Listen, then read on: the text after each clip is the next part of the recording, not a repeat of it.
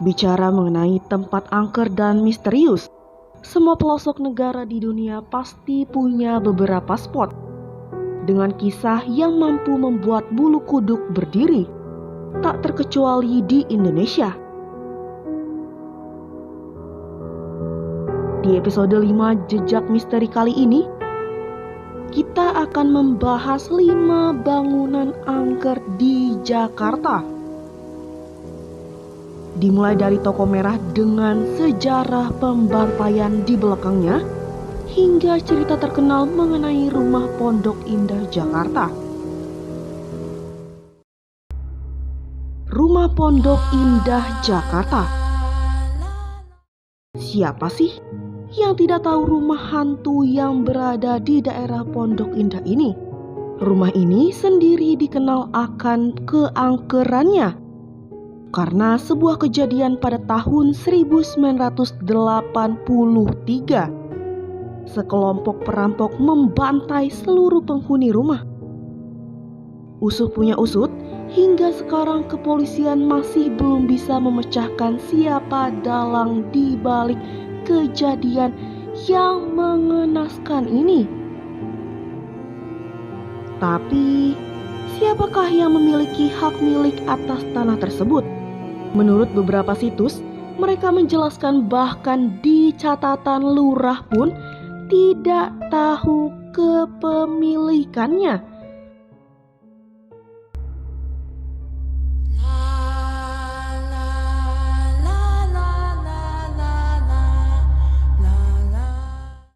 Bangunan serba merah ini sudah ada sejak ratusan tahun silam. Dari kejauhan, toko ini sudah tampak mencolok. Toko merah dibangun pada 1730.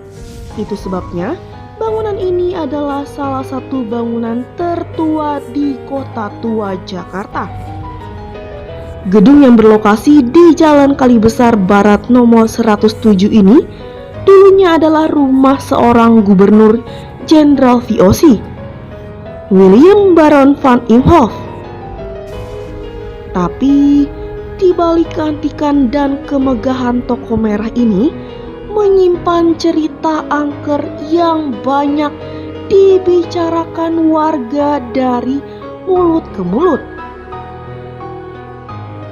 Menurut sejarah, nama toko merah itu dinamakan setelah kejadian geger pecinan yang menelan ribuan korban. Tempat ini pernah menjadi tempat pembantaian etnis Tionghoa, dan mayat-mayatnya bertebaran di sekitar kali dan membuat air di kali tersebut berwarna merah. Menurut warga sekitar, banyak yang mengalami kejadian mistis di sekitar area toko merah tersebut.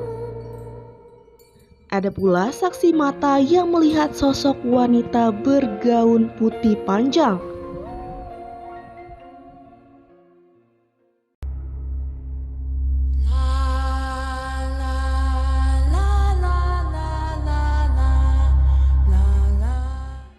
Kalau ada bau kentang, kalian pasti mikir ibu atau mbak kamu lagi masak sop atau perkedel. Tapi, gimana perasaan kamu kalau tiba-tiba mencium bau kentang, tapi tidak ada yang masak kentang di situ?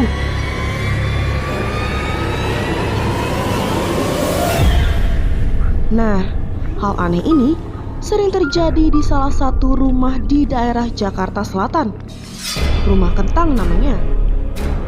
Rumah yang berlokasi di Jalan Dharma Wangsa 9, Jakarta Selatan ini memang terlihat bersih dan biasa saja dari luar. Tapi siapa sangka dari rumah ini suka tercium bau kentang yang sedang direbus. Padahal tidak ada siapapun yang menempati rumah itu. Konon, pada zaman dulu ada seorang pengasuh anak yang sudah sangat tak tahan dengan kelakuan anak majikannya. Ia pun akhirnya membunuh anak itu dengan memasukkannya ke kuali besar untuk merebus kentang. Anak itu akhirnya tewas seketika.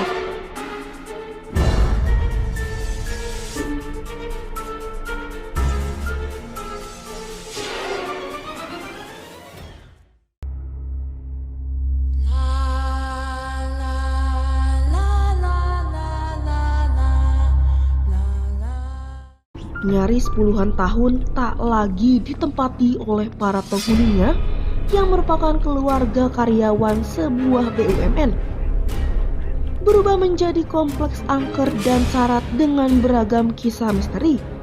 Mulai dari penampakan beragam makhluk halus dengan wujud yang lain dari biasanya, gangguan yang dialami warga, hingga kisah-kisah misteri lainnya.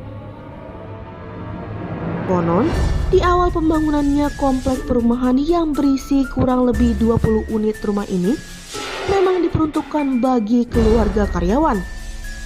Namun, saat para karyawan memasuki masa purna alias pensiun, satu persatu dari mereka diminta untuk segera pindah. Selepas itu, satu persatu keluarga pensiunan yang menempati rumah dinas di komplek ini pun angkat kaki. Dan saat komplek perumahan sudah dalam keadaan kosong, ternyata komplek ini didiamkan begitu saja, tanpa penghuni hingga terbengkalai.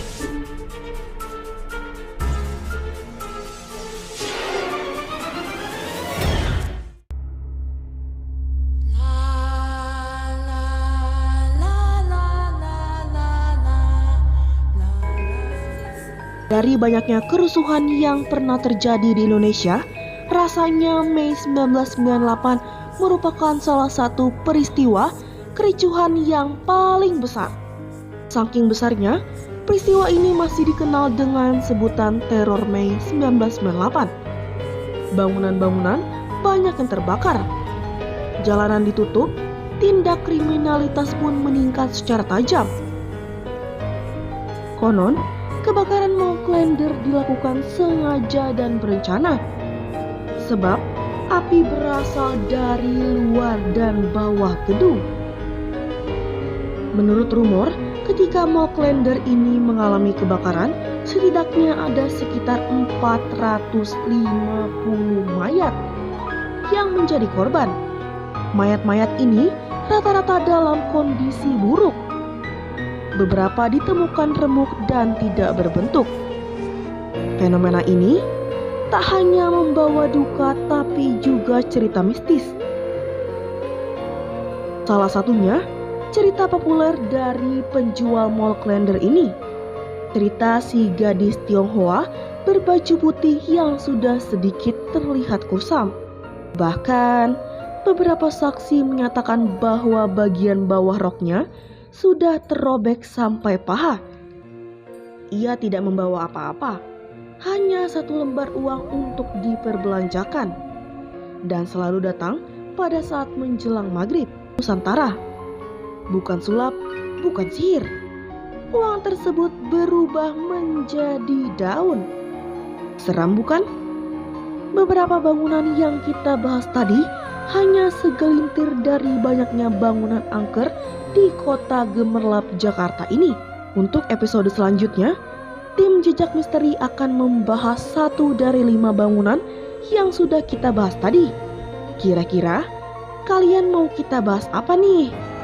Jangan lupa komen di bawah ya. Sampai jumpa di next episode Jejak Misteri. Jangan lupa untuk like, komen, dan subscribe ya. Salam misteri satu Nusantara.